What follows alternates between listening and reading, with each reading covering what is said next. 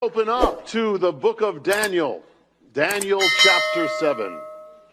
In the first year of Belshazzar, king of Babylon, Daniel saw a dream and visions in his mind as he lay on his bed. And then he wrote the dream down and related the following summation of it.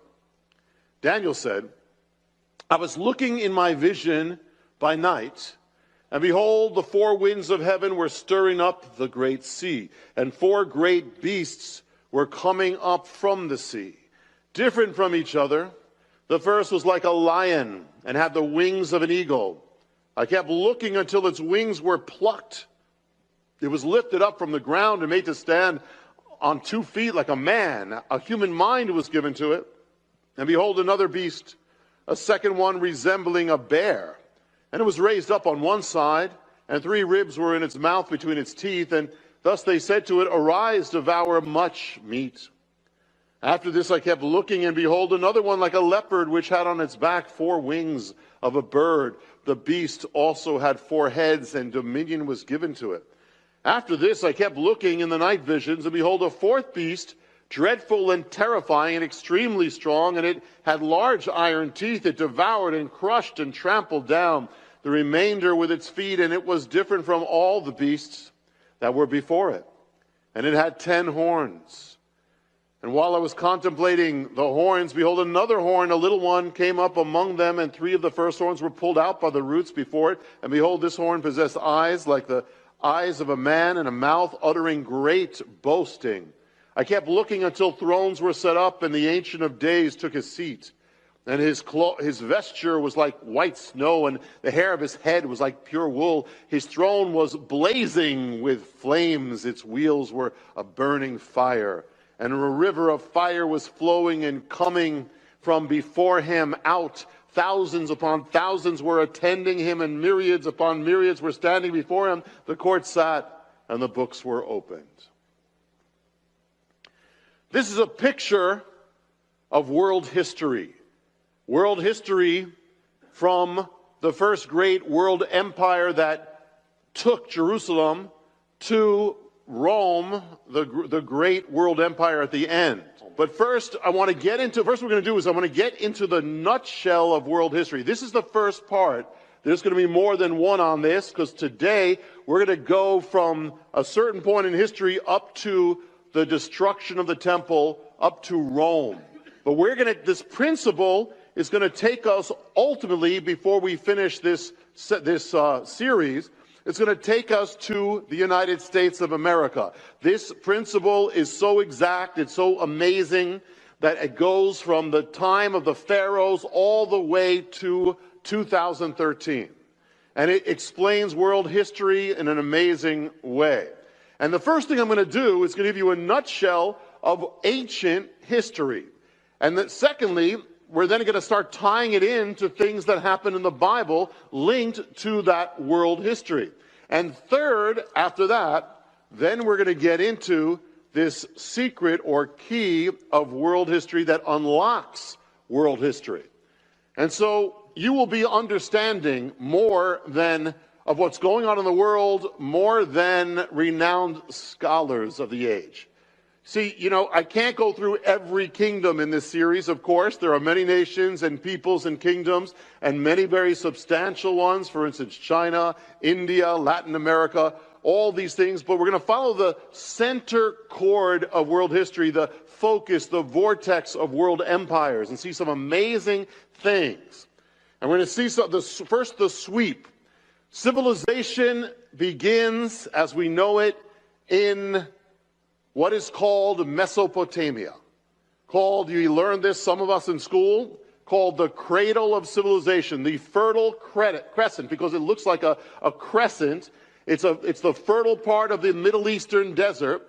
It surrounds the rivers of the Middle East, and that's where these kingdoms arose. Particularly the land of Iraq, of all places, beginning in the mountains of Armenia, flowing down to the Persian Gulf. That's where it all pretty much began, particularly in the south of this region, which was called Sumer. More than any other people, the Sumerians shaped the Mesopotamian civilization. And they were living originally in kind of independent city-states.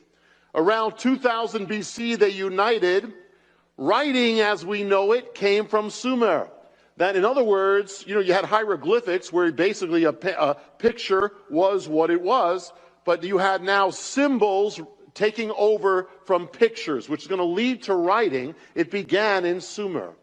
About 2150 BC, they come under the leadership of a city named Does that sound familiar?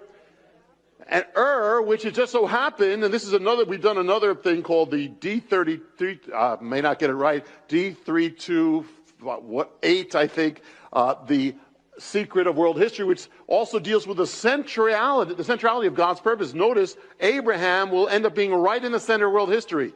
Today, it's more like America, New York, Israel, and other places. That's where always the Jewish people, God keeps them there. But here, of the Chaldees, they drive out foreign invaders, they reunite, and they reunite Sumer and the region called Akkad under their rule. The Sumerian independence is short-lived. Around 2000 BC, they are conquered by the Elamites. About 1900 BC, the Amorites invade. You hear all these people in the Bible. They establish a capital at the village called Babylon, the kingdom of Babylon. And they have a famous king called Hammurabi, the Code of Hammurabi, 1728 to 1686 BC. It reaches its peak around 1900 to 1595 BC. That's the first Babylonian kingdom. Great center of the world, ancient civilization, and that is called in Hebrew Mitzrayim, and it's called in English Egypt. The first or old kingdom, it has three periods. You got the Egypt Old Kingdom, the Middle Kingdom, and the New Kingdom or Empire.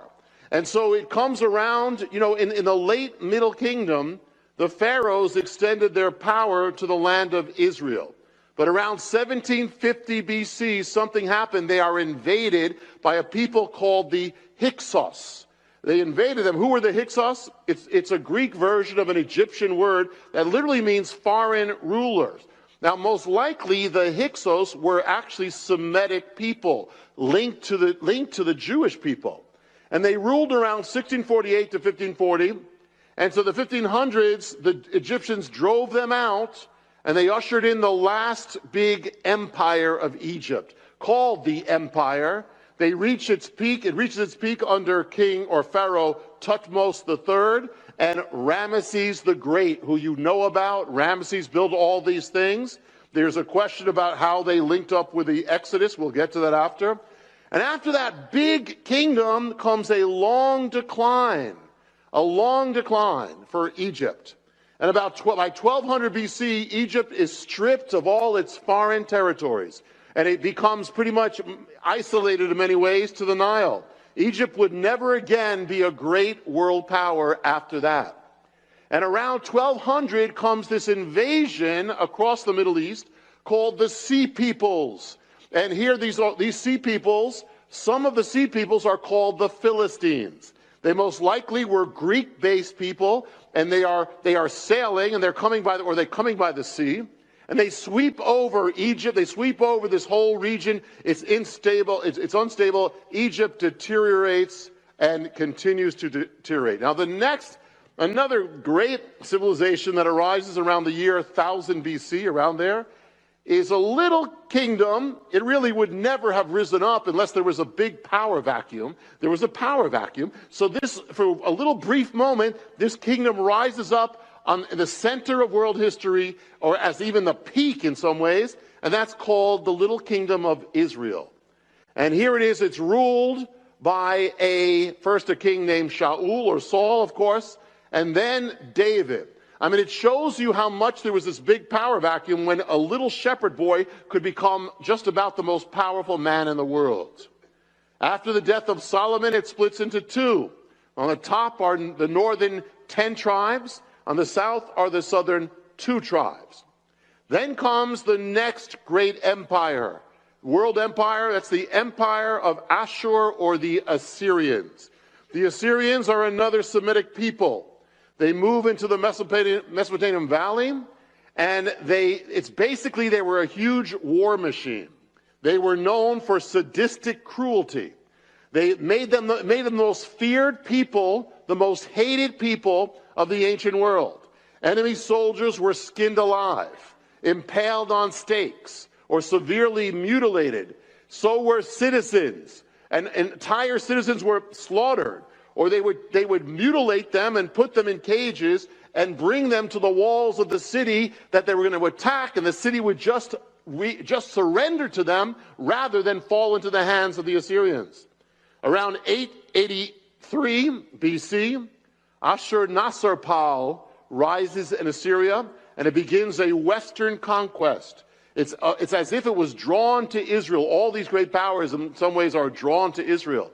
It will become the major power of the world around this time. Assyrian Empire reaches its peak under the king named Sargon in 722, and then Sennacherib in 705, and Esarhaddon and Ashurbanipal. You see all these names in the Bible. They conquered much of the known world back then. Egypt, Phoenicia, everything fell to them. And they're ultimately even going to sweep across Egypt at that time, joining the entire region together. But then comes the next kingdom that rises, and this is where Daniel sees the creatures. The kingdom is again called Babylon. It is in some history books it's called Neo-Babylon. It's the new Babylonian kingdom. It's the revival of Babylon. And so after the death of the Assyrian king Ashurbanipal, the Assyrian Empire goes into rapid decline. And so here, a Semitic people, the Babylonians or the Chaldeans, they rebel, and they're led by a king whose name is Nabopolassar. He had served the Assyrians as a governor, but now he rises up against them. He senses weakness, and he captures the Assyrian capital of Nineveh. In 612 BC, he destroys it. The new Babylonian Empire rises under King Nabopolassar, and then under his son, who is called Nebuchadnezzar, or you know this in the Bible. This is Nebuchadnezzar, who then joins the Middle East. He sweeps across Egypt, Mesopotamia, becomes the great Babylonian Empire of Daniel. And literally, and it's going to all go with, it's going to be, this is the background to understand the Bible. The next world power that rises up, in Daniel's vision, it was the bear. It rises up in about 559 BC, the prince of this people called Cyrus, or Cyrus. He becomes king of the Persians. And he rises up. Cyrus overthrows the Babylonians about 539 BC, conquers Babylon. Persia, now the great Persian Empire, dominates the ancient world. It's the largest empire ever known, from the Nile to India. When you read about Purim, you read about that at the very beginning, how big this empire was. At its height, I mean, it conquered all these things. And then under Darius, or Darius, it conquers northern Greece. But as it starts coming in contact with Greece, it starts getting drained. And this new empire starts rising a little in Daniel's vision. It is the leopard. It's fast. It's ferocious. It's not big. It's not weighty, rather. It's light, but it's fast. And this is the Greek Empire under Philip of Macedon and his son Alexander the Great. He defeats the Persians, and he sweeps across with his men, sweeps across the Middle East, sweeps across Israel, sweeps across all, even up to around India. When he dies, his kingdom splits, as in Daniel. There are 4 heads that rise up. It splits into 4 kingdoms among his generals. The 2 most prominent kingdoms of these 4 is the Seleucid Empire and the Ptolemaic Empire. And one is Ptolemaic, is Egypt, and the Seleucid is Syria, around there. It's divided up, and now the fact is they are actually, it's a Greek empire. They seek to make everyone Greek. They seek to be a universal empire that everybody will be drawn into Greek culture. Then comes another, the last of the ancient powers, or the great powers, and of Daniel's creatures. In the 2nd century BC, a new power makes its way known to the west from the Italian peninsula, Rome, expanding under General Pompey, and then the next, Julius Caesar. And then after Caesar's death comes a power struggle with Mark Antony, Cleopatra, of the Ptolemaic Empire that we just spoke about, of Alexander, and Octavius, who's adopted as the son of Julius Caesar, adopted son, who will then later become known as Augustus. And he will be hailed as the first emperor of Rome, the new empire. A few decades before the 1st century, Rome becomes the empire of empires. The gospel begins under Rome. It says in the year in which Caesar Augustus reigned, when the birth of Messiah, that is the backdrop. Now that is a sweep. Right now, I just gave you in, I don't know what, 10 minutes, I gave you the whole sweep of ancient history. That's the background of the Bible. But now let's go back and let's kind of lift a veil a little bit to see how what you read in the Bible goes together with what I just said. And then we're going to open up this key of world history. We started with Mesopotamia. Now it's interesting because the Bible starts out with the Garden of Eden. And in Eden, you have 4 rivers. And 2 of those rivers are the Tigris and the Euphrates. Another one may be the Nile. And so it's interesting that where the Bible says everything started, it's the same place where historians say civilization started, in the same area of the rivers. In fact, Mesopotamia, you know what it means? Mesopotamia, meso means in the middle of, and Potamia, like the Potomac in Washington, means the river. It means in between the rivers. Which rivers? The same rivers that are mentioned in the Garden of Eden. It all happens around there. And then when you look at Egypt, you have this great center, the Egypt, which is by the Nile, the other river.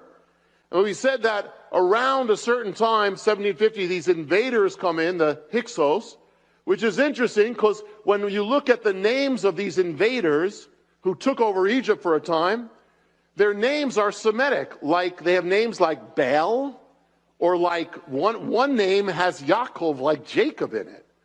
And so it kind of makes sense that they would be more open to the Hebrews, Joseph, when they came in. But once the Egyptians drove them out, it makes sense that arose the pharaohs who did not know Joseph, who now are against the Hebrews, because the Hebrews are seen as similar to these people. So it makes sense that then they would enslave, or they would come against and fear the Israelites.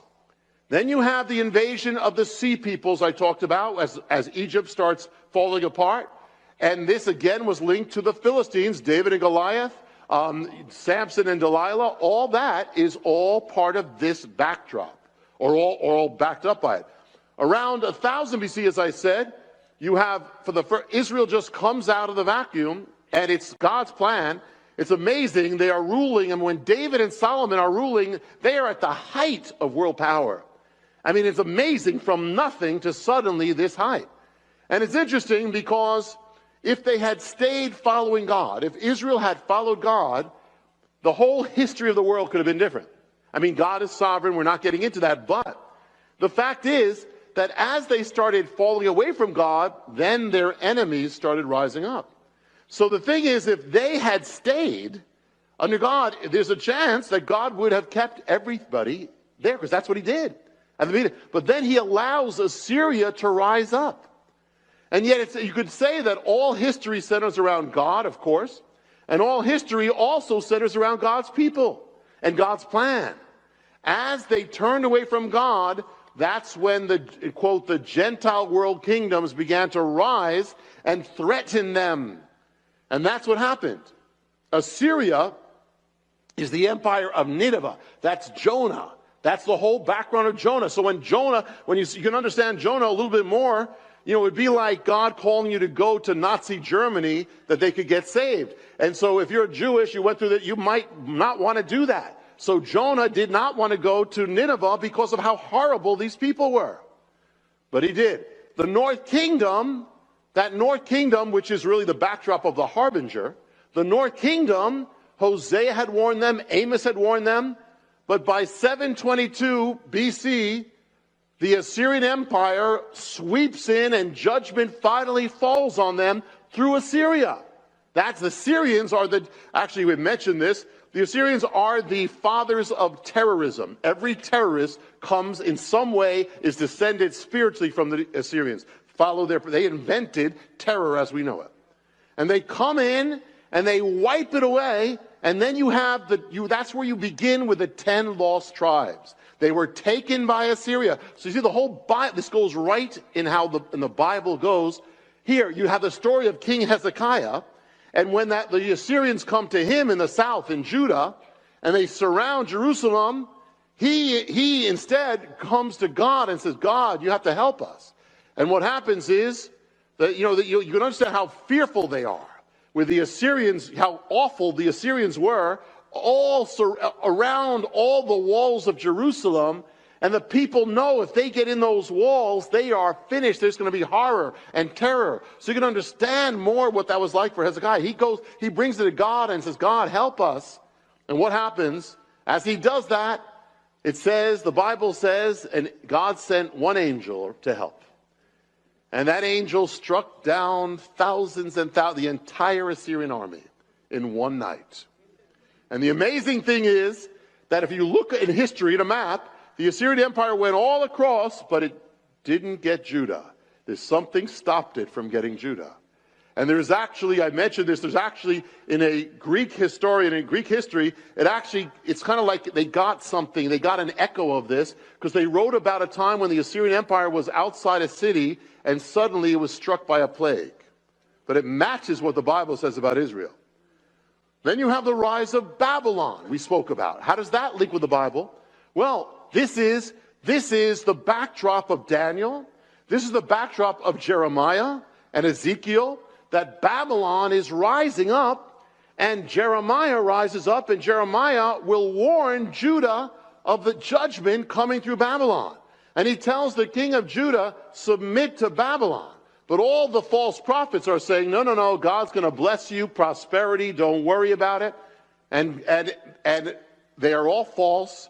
The people will reject Jeremiah, but the king will be taken captive to Babylon and blinded, and his sons will be killed. And Babylon will be the kingdom that destroys Judah and Jerusalem and the temple, and brings God's people into captivity. The Babylonian captivity, 70 years, they destroy Israel. When Jeremiah, we believe, who is writing Lamentations, he's weeping over Jerusalem, that's the work of Babylon. So they go, Babylon, as Daniel saw, the lion with wings of an eagle. And then, as we saw, the next power was Persia. So the Bible speaks in Daniel of Persia taking over Babylon. And it's this massive bear. It's massive, it's big, it's cumbersome. And then you have the kingdom, you have Ezra and Nehemiah and Cyrus. That's all under Persia, because the Persian Empire actually did something good. They let the Jewish people return to Israel and rebuild Jerusalem. So they actually blessed Israel. And that's where you have then Esther and Mordecai. And then the Persian Empire almost destroys the Jewish people, but it doesn't happen. Now the Old Testament ends with the Persian Empire. But then, between the Old Testament and the New Testament, you've got the Greeks. And that's where you have Alexander, with a leopard with the four heads and the wings. And there you have it. And that's where you have it's the Greek, or the generals of Alexander who make up this new empire, the Syrian Empire or Seleucid Empire, and that's where you get Hanukkah. The background of Hanukkah is the Greek Empire, where they tried to destroy the Jewish faith. And the man who rises up, the Greek king, is Antiochus Epiphanes. He's a foreshadow of the Antichrist. And he's going to fight over, for years, the two kingdoms, the Ptolemies of Alexander in Egypt and the Syrians with Antiochus, they would fight over Israel. And from the south, the Ptolemies that you would come, Cleopatra. Cleopatra really wasn't Egyptian. She was Greek. She was a descendant of the general of Alexander's. And so you have this thing, and so you have the whole Hanukkah story with the Greeks in back of it. But then the Bible speaks of the fourth kingdom, Rome, the one that is unlike all the other kingdoms. It's more terrible and more mighty than all the others. Iron and clay, it tramples down everything. That's the background of the New Testament. All under Rome. Herod, he's appointed by Rome. And then the Pontius Pilate, appointed by Rome. Herod Agrippa, appointed by Rome. Felix, Festus, Roman names. Until the revolt, the Jewish people have a revolt against Rome in the latter part, just before, a few years before 70 AD. The book of Acts is all Rome. The rest of world history it takes place after it's Rome coming. And so you see God's hand in this and intertwining the history of the world with the history of his people. Now, we're going to uncover now the key. That's going to reveal the story behind the story of the key of world history. And now for that to happen, we need to turn to Genesis. Turn to Genesis chapter 12. We'll look at something, we're going to begin something now that's going to go, ultimately, we will see what's happening in the world right now is exactly tied into what was happening then. Now the Lord said to Abram, go forth from your country and go from your father's house, your relatives, to the land I'll show you. And I'll make you a great nation, and I will bless you. And I'll make your name great, so you shall be a blessing. And I will bless those who bless you. And the one who curses you, I will curse. And in you, all the families of the earth shall be blessed. So God takes a man in Babylonia, in Sumer, in Ur of the Chaldeans, and he tells him, I'm going to make you a great nation, and whoever blesses you will be blessed, and whoever curses you will be cursed. Or in other words, the Abrahamic covenant. Now you can take it either in a very small way, in that simply it only means this, I will bless you and I will curse those who curse, or a larger way, that what it's saying is not only that, but whatever you do to the Jewish people or Israel or Abraham's descendants, it will come back to you. It will be reciprocated back. So if you bless, it comes back as blessing. If you curse, it comes back as cursing. This is true for nations and individuals alike. I have never met a person who hated the Jewish people and prospered, was a blessed person. Never. I've never met a person who loved the Jewish people in God and wasn't blessed in some way. So here we're going to see something, the actual history of the world revolving around this secret. This key, secret to the world. Egypt, look at Egypt. It rises to the height of its power. The children of Israel are inside of it when it rises. The Egyptian empire. And then they turn against the Jewish people. They strip them of their status. They strip them of their rights. They make them slaves. Their possessions, everything stripped. The Egyptian empire. So what happens to Egypt? Abrahamic covenant. They strip them. They enslave them. Egypt, from the height of world power, Egypt collapses. It enters a long period of decline. You can almost take it as the Pharaoh is heading to the Red Sea, and the Red Sea sweeps his army. That's the beginning of the end. Egypt enters a long period of decline as Egypt stripped the children of Israel of its possessions and status as a people. One historian writes, Egypt was stripped of all its territories. Egypt was stripped continuously. It went into a long decline until it became a second-rate power, a vestige, a shadow of its former self. The famous poet Shelley wrote a famous poem in 1817 concerning a man called Ozymandias. Ozymandias was referring to Ramses the Great, the Pharaoh, and who was around the time of the Exodus somewhere, the last great Egyptian Pharaoh who built monuments to himself all over. And Shelley wrote this. He said, I met a man from an antique land who said, two vast and trunkless legs of stone stand in the desert.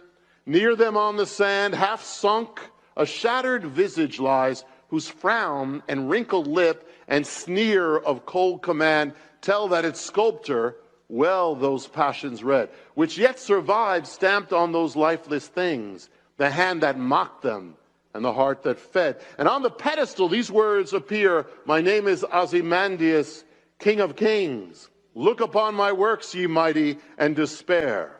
Nothing besides remains round the decay of that colossal wreck. Boundless and bare, the lone and level sand stretched far away. This is taught in English classes throughout the world. But it was about the collapse of Egypt and the fall of man. And when did that fall happen of Egypt? It all happened just around the time of the Exodus. Egypt comes against the God of Israel, comes against the children of Abraham, and the hand of God comes against Egypt. Judgment comes as the children of Israel were stripped and debased. The Egyptian empire is stripped and debased. As the possessions were taken of Israel, the possessions of Egypt are taken. Egypt would be continually debased and spoiled and pillaged and used by other nations, literally become a slave of other nations as they had enslaved Israel. I will bless those who bless you. I will curse those who curse you. The Assyrian Empire, one of the most brutal empires in history. As we said, and the Assyrian policy was when you conquer a land, you take everybody out and mix in everybody so nobody's going to rise up against you. You end their identity. That's what they did with the 10 lost tribes. And so there they do this. The Assyrians, the most ferocious people, they were brutal with Israel. They brutally destroyed the northern kingdom, razed it to the ground, massacred its people, ended their identity.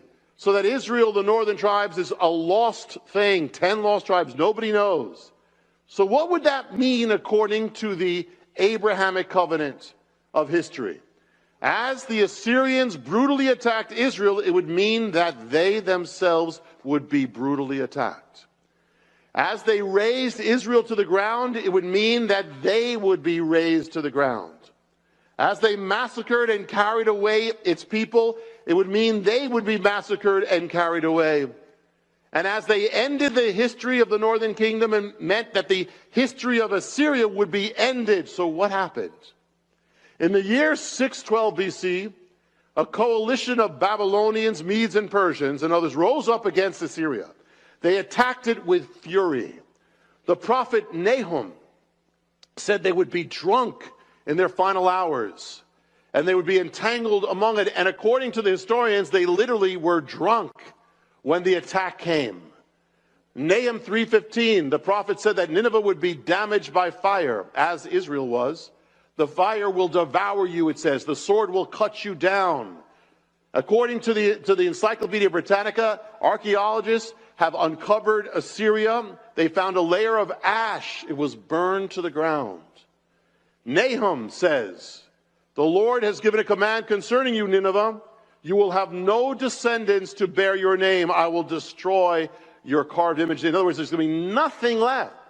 When Nineveh was destroyed in 612 BC, it marked the absolute end of the Assyrian Empire.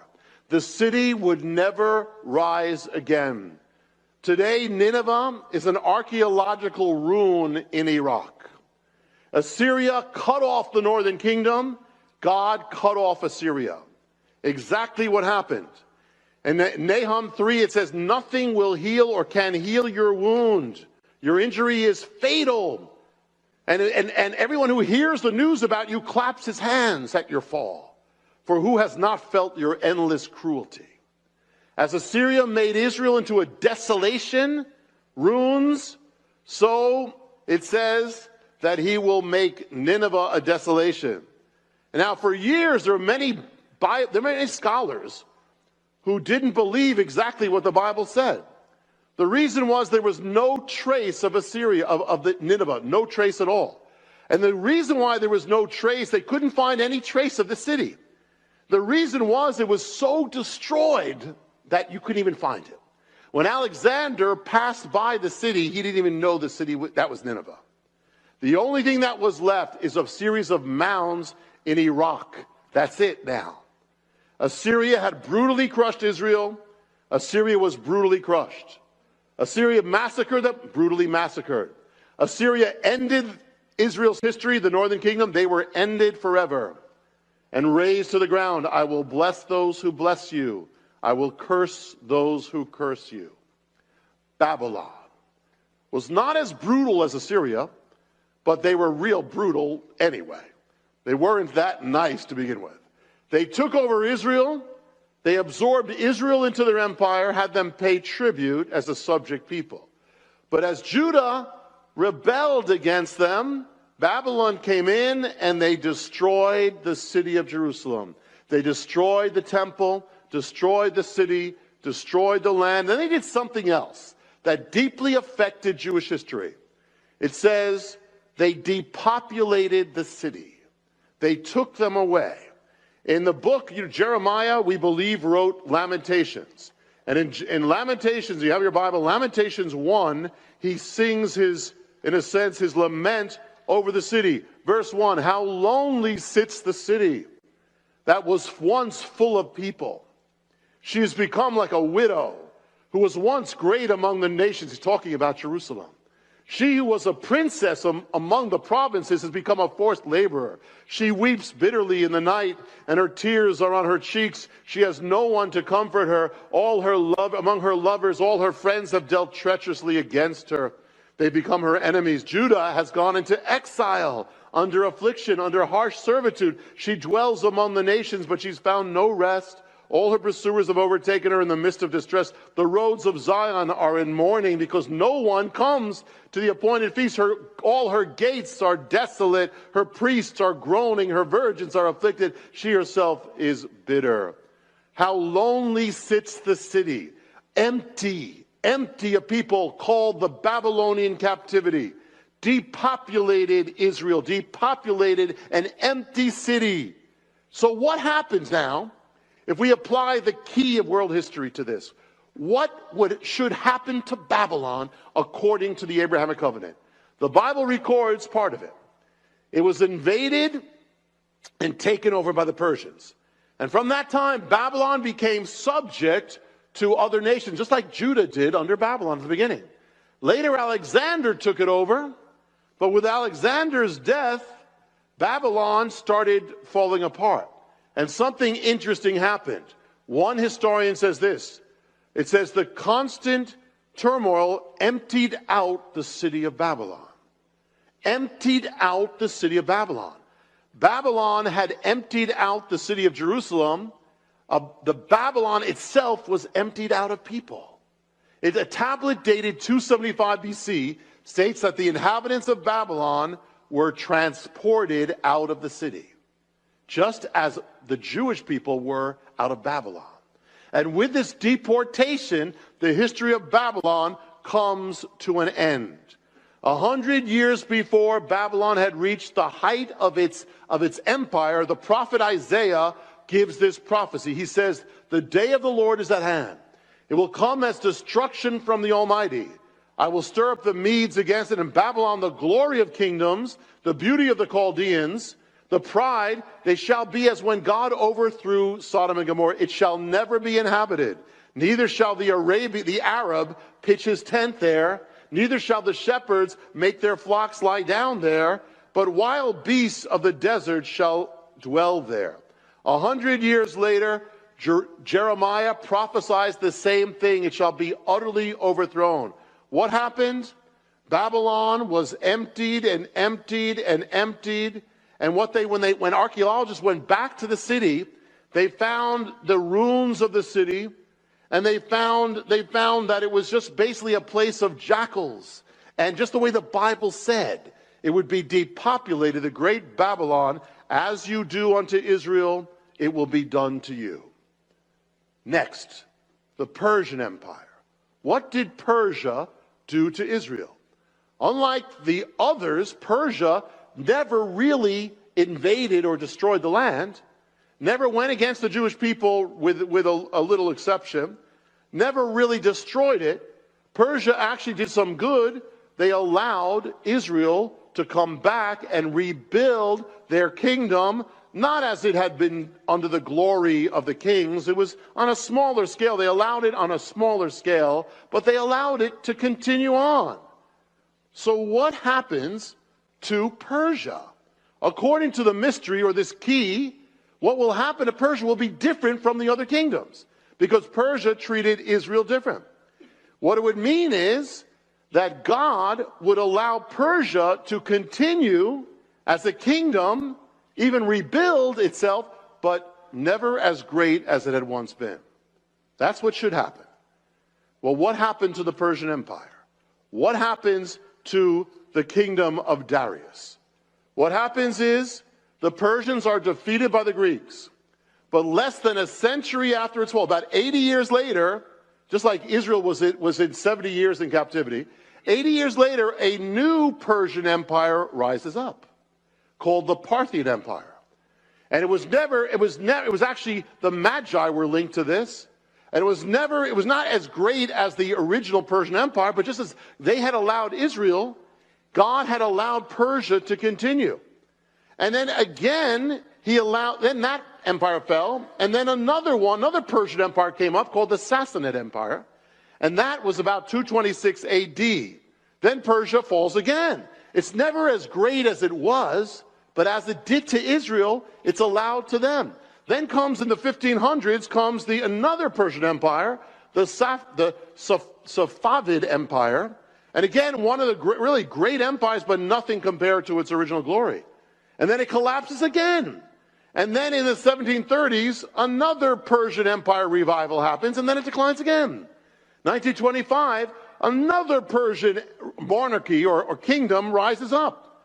In 1971, the Persian king has a celebration of 2,500 years of Persian monarchy. He saw himself as the heir of Darius and Cyrus, and he sought to restore the glory of Persia again. In 1976, he replaced the lunar Islamic calendar with a solar calendar that began with the Persian Empire. And these actions and others were viewed as un-Islamic, and he was overthrown. It was the 20th century that took Persia and changed its name to Iran. The king who sought to revive the Persian Empire was the Shah of Iran. Persia, to this day, exists because they allowed Israel to continue. God allowed Persia to continue. Never never as it was, but to this day, Persia or Iran tries to assert its power and tries to revive itself. And in the process, today, it's become an enemy of Israel, which is not good for Iran. It's amazing how accurate this is. And now we go to the Greek Empire. What did the Greek Empire do to the Jewish people? Well, after Alexander, it appeared, a little bit benign, but the ultimate thing the Greek Empire tried to do was a little different. They tried to instead assimilate the people into Greek culture, into Greek religion, into Greek. It happened by violence under Antiochus Epiphanes. That's Hanukkah. They tried to get the people to worship the gods of the Greeks. They just defiled the temples of Israel. Antiochus, but interesting, right with Antiochus, who tried to wipe out the Jewish faith, guess what happens to the empire? It starts collapsing. At the end of his reign, it's collapsing so much that 100 years later, it's like nothing, gone. It decays, it's stripped after it tries to do this. But it's deeper than that, because here is one of the great empires that becomes nothing after they turn against Israel. But the relationship is deeper because the Greek civilization tried to assimilate the people, make them become Greeks. That was what they tried to do, make the faith of Israel disappear and get absorbed by the faith of the Greeks, of the Greek gods. So what's going to happen to the Greeks? Or what's going to happen to Greece according to this ancient Abrahamic covenant? As they sought, think about it, as they sought to assimilate the Jewish people into their own civilization, their own religion, their own worship, what's going to happen is that God is going to absorb the Greeks into his faith. It's true. He's going to use everything Greek to lift up the God of Israel. In fact, he's going to use everything, the Greeks, he's going to use the Greek language to spread the gospel. As they sought to eliminate the worship of the God of Israel, God eliminates the worship of the Greek gods. And as they sought to bring all the Jewish people into the Greek religion, he brings the Greek people into the God of Israel. I mean, it's amazing how God does it. I mean, he uses all these things. The first Gentiles to receive the gospel are called Greeks. It's the Jew and the Gentile, or the Jew and the Greek. In fact, even the names, the diaspora, the Jewish people are scattered. That's a Greek name. And through the scattering of the Jews, this Greek thing, the gospel spreads to the Greeks. And you have another thing called the synagogue. Jewish? No, it's a Greek name. Synagogue is a Greek name. God used the synagogues with a Greek name in the Greek areas to spread the gospel to the Greeks. The Greeks said, hey, we can assimilate these Jews. We will make them Hellenized Jews, they're called. Hellenized, Greek-speaking, cultured Jews of Greece. But God takes one of these Greek-speaking Jews, Saul of Tarsus, named Paul, and he brings the gospel to the Greeks. The Abrahamic covenant. As you do to Israel, it shall be done to you. And the last great empire, there's so much here. The last great empire of the ancient world. It could be called the archetypical empire of empires. Rome. What did Rome do to Israel? Rome subdued Israel. Rome oppressed Israel. Rome taxed and drained Israel. Rome pushed its culture over Israel. Rome showed little respect for the faith of Israel. But Rome ultimately invaded Israel and destroyed Israel and scattered Israel across the face of the earth. The fact that there are Jewish people in America is from Rome. They scattered them. They broke up the kingdom, scattered, spread Israel throughout the world, the diaspora. But here is this last mystery of the ancient kingdoms. Number one, Rome oppressed and drained and taxed and occupied Israel. And the Romans were to the Jewish people were as barbarians ruling over them. What happened to Rome? They would become increasingly an oppressed civilization. They would be drained. They would be taxed to death. They would ultimately contribute to its fall. They would be ultimately taken over by those they consider to be barbarians. Secondly, as Rome caused Jerusalem to fall, God would cause Rome to fall. Not, and the first thing that what's fall, first it got cut in two, and then it got pillaged and plundered. As Rome showed no reverence to Israel's faith and often committed sacrilege, God would end the faith of Rome. By this irony, they would end up abandoning the gods of Rome, as with Greeks, and they would accept, at least on the surface, the God of Israel. The Roman, here, think about this.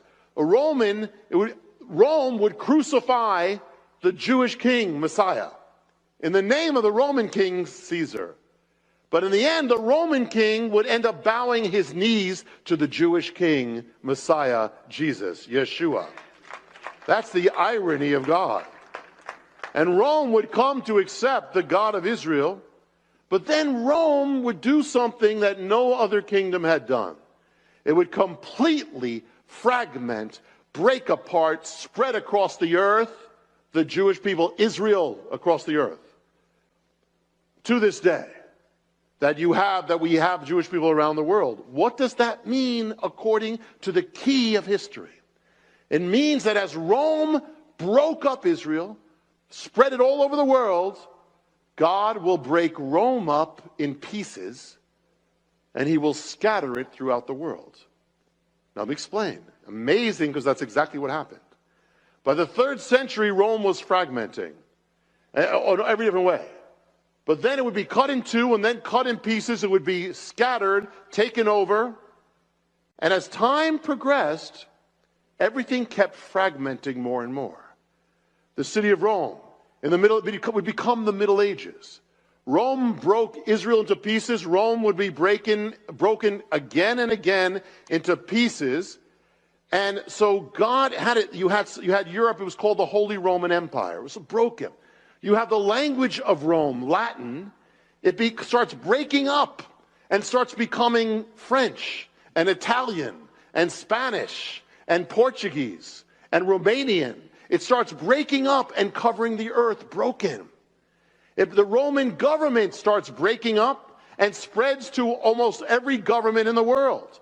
The fact that you have duches or dukes and duchesses, that all comes from the Roman. El Duce is from Rome. Even the United States of America is led by a president. The word comes from Rome. The United States is led by a Senate. That comes from Rome. Even the Senate building is modeled after the Pantheon. It's breaking a part of Rome and spreading it all over the world. The Kaiser of Germany was named after the Tsar of Rome, or the Caesar of Rome. The Tsar of Russia was named after the Caesar of Rome. Even the Catholic Church represents the scattered pieces. They divide up the world into dioceses. That's the Roman division of the world. The fact is, Rome still, even the Pope, who's called Pontifex Maximus, that's the title given to Caesar. The fact is, Rome still affects the world in pieces and is being set for the end times. As you do to Israel, it shall be done to you. The Abrahamic covenant. Something also to note. When the Jewish people began returning to the land after 2,000 years, there was again an Israel in the world. Less than 10 years later, the broken pieces of the Roman Empire start coming together. And they sign a treaty called the Treaty of Rome. That's the beginning of the European Union. Now, to bring this to its conclusion, there's so much here. And there will be a sequel that's going to bring it right up to America, what's happening right now. But here's the thing. How amazing is it? God says one thing to this one old Middle Eastern man, and it determines history ever since.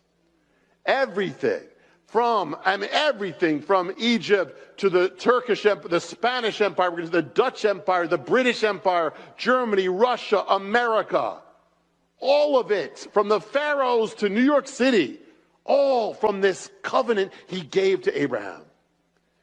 To bring it home, amazing. What was spoken in Ur has now determined the course of history by the hand of God. 4,000 years ago, and it is held true to this day. What does it tell you? God means business. God, his word is serious. When he says something, take it seriously. When he says something leads to death, it means it leads to death. When he says it leads to life, it leads to life. When he says do this and you'll die, take it seriously. Do this and live, take it seriously. When he says this road leads to hell, take it for real. This road leads to heaven, take it for real. Repent, yes. When he says go left, don't go right. When he says go right, don't go left. He says do not fear, take that seriously too. He says go and proclaim the word, this is my command, you take that seriously and proclaim the word. When he says I'll never leave you, take that seriously too. And the next thing is this. The rising and fallings of kingdoms is dependent on a million events. I mean, billions, everything, every life, every action, everything plays together. Every event, every weather pattern, everything, billions and trillions of things happening. And yet it all happens according to what God says.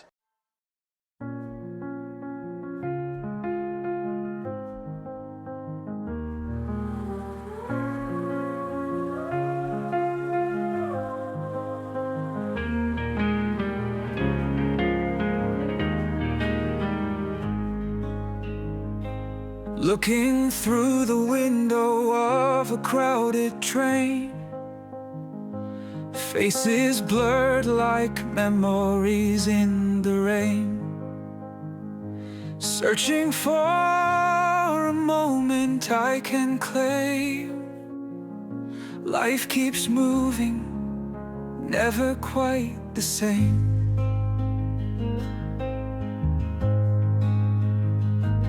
Whispers of the past echo in my ear, silent words that only I can hear. Time's a river swiftly flowing near. Each new day brings both hope and fear. Lost in thoughts that come and go, wondering where they all will flow. Dreams and doubts in quiet show. In this journey we all grow.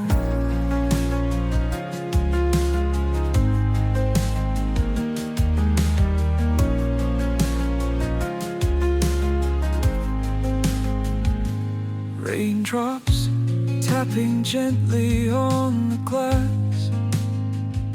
Moments fade, no matter how we grasp. In the silence of the days that pass, we find truth in questions we still ask. Lost in thoughts that come and go, wondering where they all will flow.